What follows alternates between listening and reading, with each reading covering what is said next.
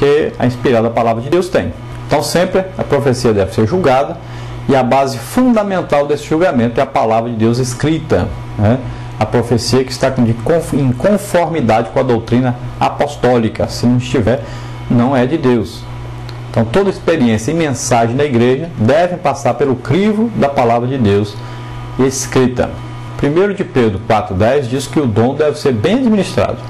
Então diz aí, cada um administre aos outros o dom como recebeu, como bons dispenseiros da multiforme graça de Deus. E Romanos 12,6 diz, de modo que, tendo diferentes dons, segundo a graça que nos é dada, se é profecia, seja ela segundo a medida da fé.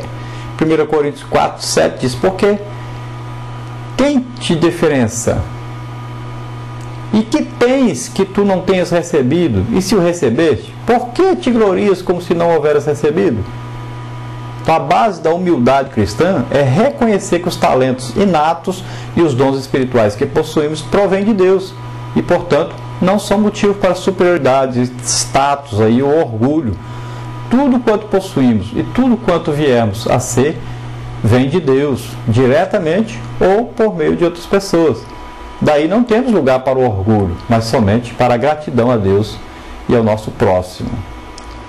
Então, nunca para o nosso próprio engrandecimento. Então, nós temos que sempre agradecer a Deus e engrandecer a Deus por tudo que somos, que fazemos, tudo que fizermos. Lembrando sempre, como está em 1 Coríntios 13, de 1 a 2, o amor é essencial. O amor sendo o único contexto em que os dons espirituais podem cumprir o propósito de Deus, deve ser o princípio predominante em todas as manifestações espirituais. Daí Paulo exortar os coríntios, seguir a caridade, ou seja, o amor, e procurar com zelo os dons espirituais. Então os crentes devem, com muito zelo, buscar as coisas do Espírito, para que, assim equipados, possam ajudar, consolar e abençoar o próximo neste mundo. Então o amor seria aí como um botão de rosa. Começa com o amor, daí vai se abrindo em pétalas, né? Aí os 9 dons, cada pétala seria aí um dom. Mas começa com o amor. Os dons agem pelo amor. Lembre-se que os dons são para ajudar os outros. A pessoa recebe o dom de curar, não é para ele curar ele mesmo. Então, os dons são para ser usados em benefício dos outros. Então é preciso haver altruísmo, amor pelos outros. Sem amar os outros, não existe como o dom operar em você. Então é preciso amar o inimigo, amar o descrente, amar o crente, amar todos. Os dons agem pelo amor. Então Paulo pretende ser mais prático do que teórico. Então deve ser, esse amor não é de palavras apenas, mas é de ações, demonstrações, né? Se espera os atos de amor na vida daquele que recebeu o amor de Deus em sua vida. Agora nós vamos ver aí um quadro onde nós vamos ter uma ideia melhor sobre os dons relacionados na Epístola aos Romanos, aí no capítulo 12, né?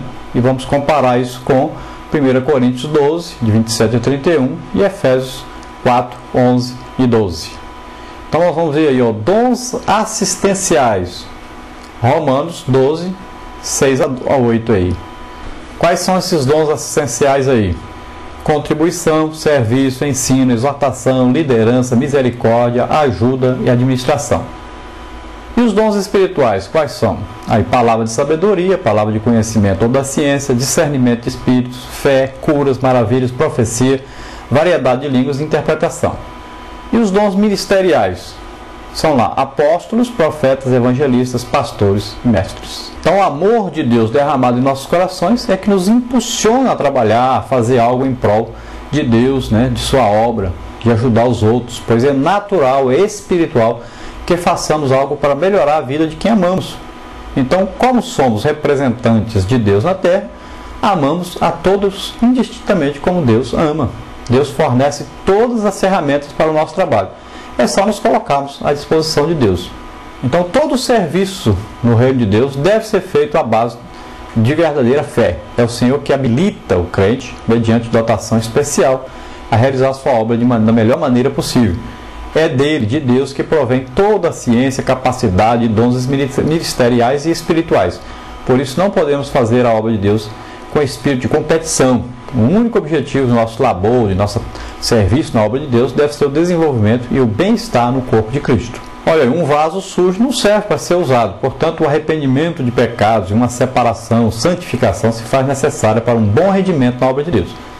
O sacrifício da obra deve ser de livre e espontânea vontade, com alegria e prazer a execução desse trabalho.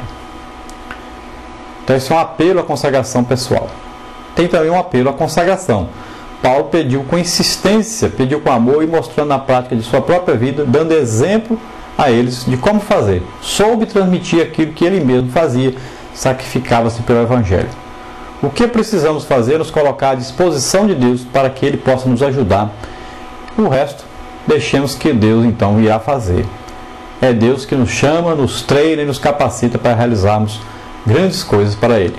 Então existe aí um apelo à humildade. O grande problema daqueles que são usados por Deus é o orgulho, o desejo de ser superior aos demais. Então há sempre a tentação de superestimação da própria importância.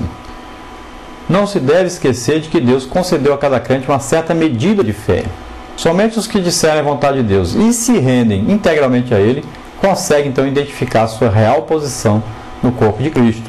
E é imprescindível ao cristão ter uma ideia correta de si mesmo para integrar-se aí perfeitamente ao corpo de Cristo. Então deve ser feita uma autoanálise que levará o crente a se colocar em posição de servo, de emissário de Deus para a realização de grandes tarefas feitas por pequenos homens. Quanto ao ensino, essa unção do ensino traz a revelação da palavra de Deus aos ouvintes ou leitores e, como consequência lógica, há uma transformação de vida. Então devemos nos dedicar a esse ensino. Como? Estudando muito a palavra de Deus, orando, buscando realmente conhecimento, meditando na palavra de Deus, aprendendo para transmitir. Porque fazendo assim, muitos serão edificados, serão transformados, crescerão, poderão também ser os próximos trabalhadores nessa seara, nessa obra de Deus. Então, que dom você recebeu de Cristo? Você tem exercido com amor e piedade esse dom? Ou você já fez como lá na parábola, você enterrou esse talento que Deus lhe deu? Você tem sido egoísta? Então, no reino de Deus, há importantes obras a serem executadas. Por isso é fundamental, é de fundamental importância exercermos os dons que o Espírito Santo tem nos concedido, a fim de que o reino se expanda até os confins da terra. Que Deus nos ajude nessa tão gloriosa tarefa. Olha, os líderes espirituais dotados de dons que Cristo deu à igreja, como Paulo, por exemplo, declara, né? Paulo diz que os dons foram dados para preparar o povo de Deus ao trabalho cristão. Foram dados para o crescimento e desenvolvimento espirituais do corpo de Cristo, segundo o plano de Deus. Então, serviço aí, sempre lembrando que essa palavra serviço vem da palavra diaconia. E o que significa essa palavra diaconia? Significa serviço amoroso prestado a Deus a favor dos santos e da seara. Então vamos agora a um resumo da nossa lição, que está na revista. Lá o nosso querido pastor Claudionor de Andrade resume assim então essa lição. Ele diz que o serviço a Deus então é tributar-lhe toda a nossa afeição e amor. O que é serviço cristão? Primeiro vem a definição, é um trabalho consagrado a Deus. Depois vem o conceito teológico, o serviço cristão é a teologia em ação.